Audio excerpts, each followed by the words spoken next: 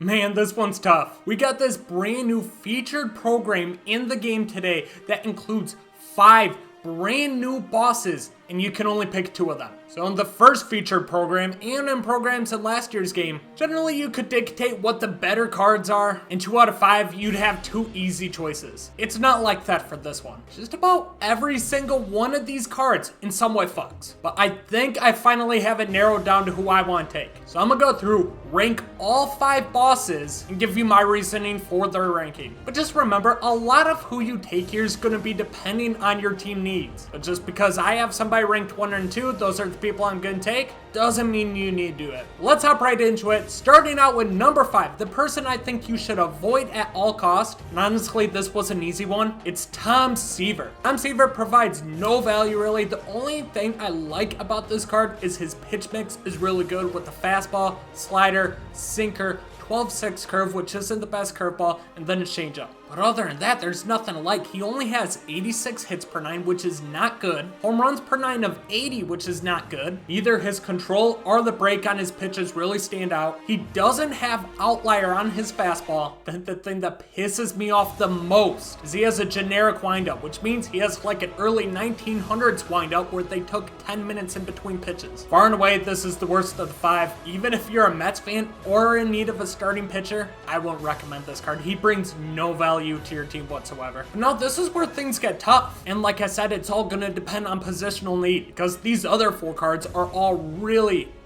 good in their own way. But at number 4, I have Ernie Banks. When we knew who the 5 cards were before they revealed their stats or anything, just based off name value alone, I thought Ernie Banks would be the number 1 choice. I thought he'd be the best card. And this Ernie Banks is still really good, and I could justify people taking him with their first choice pack. 78 contact versus right isn't great, but he has 116 contact versus lefties, 96 power versus righties, and 87 power versus lefties. Only shortstop I can think of off the top of my head that might be better than him is Fernando Tatis. But Fernando Tatis is like 160k, and Ernie Banks has 81 fielding, where Tatis I think has 64 or something like that. This Ernie Banks really doesn't have a weakness besides the speed, so it's gonna limit his range a little bit, but he's gonna have sure hands over there at shortstop. He's gonna mash, especially versus left-handed pitching, and somehow I have this card ranked 4. And this is where things get really difficult. Number 3 and 2, I have moved around for the past 2 hours. Can't decide who my second choice pack is gonna be.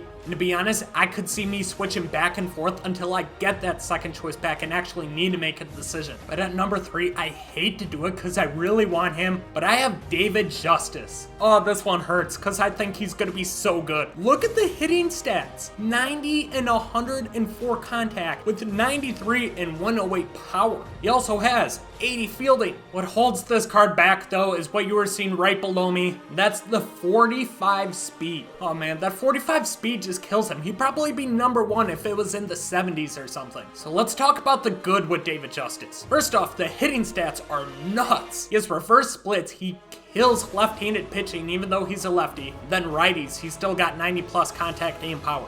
Plus, if we're talking about a guy with a glitchy swing, he's one of those guys. He's got a really nice swing, swings like butter, but those stats, he's going to absolutely crush anybody somebody throws at you. But with the 45 speed, even though he has 80 fielding, he's going to be such a liability out in the outfield. He'll make the plays that he can get to. The problem is, I have a player like Acuna in right field who has low fielding but a lot of speed, and Acuna can get to the balls and make plays. David Justice isn't going to be able to do that. Plus, another reason I have him at number 3 is he's an outfielder. While outfield is a very versatile spot, he can play left, center, right. There's 3 outfield positions. Outfield's always the most stacked part of a team. Like even already, we have guys like Trout, Roberto Clemente, Acuna. And then you have the face of the franchise guy, which is 90 overall Trout, 90 overall Acuna, Byron Buxton, Cedric Mullins. There's like 10 really good outfielders in the game. And like I said, there's still a possibility I could take this card with my second choice pack, but just based off this video, I have to put him at 3. The speed just kills him too much. Down to our final 2, and at number 2, I have Eddie Matthews. 86 and 84 contact with 94 and 109 powers versus lefties. Just like David Justice, he has reverse splits. He's a left-handed hitter who smashes lefties. And also like David Justice, he has a really nice left-handed swing. He's going to be able to hit balls a long way. He also has 73 fielding, so he's going to be pretty solid at third base. And the difference between him and David Justice, and why I decided to go with Eddie Matthews over David Justice for the 2 spot, is like I said, David Justice, we have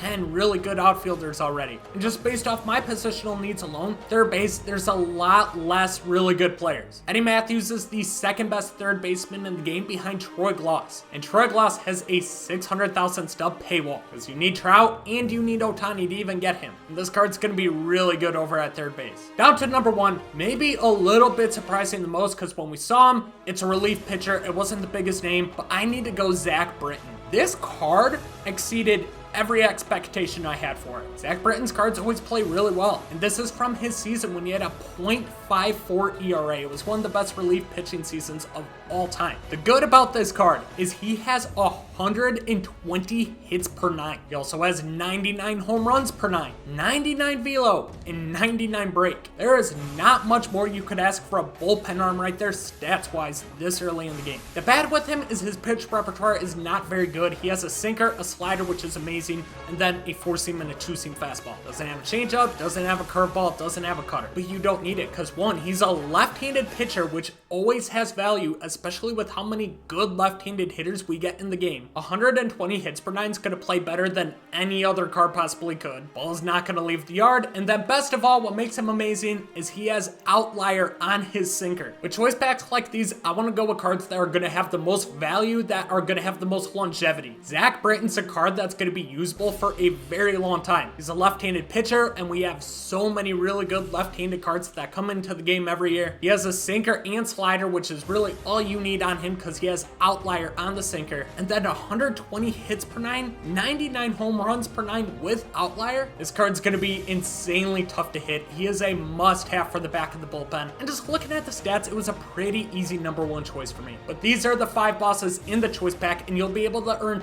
2 of them before this program ends. A lot of tough decisions. I think Tom Seaver was really the only easy one that I'm not even considering. But let me know in the comment section, what 2 cards are you going to take from this choice pack? Because really, there's no wrong answer. They're all so good. Shit on SDS a lot. I'll give them credit where credit is due. They killed this content drop. Subscribe to the channel if you're new, and I'll catch you guys in the next video.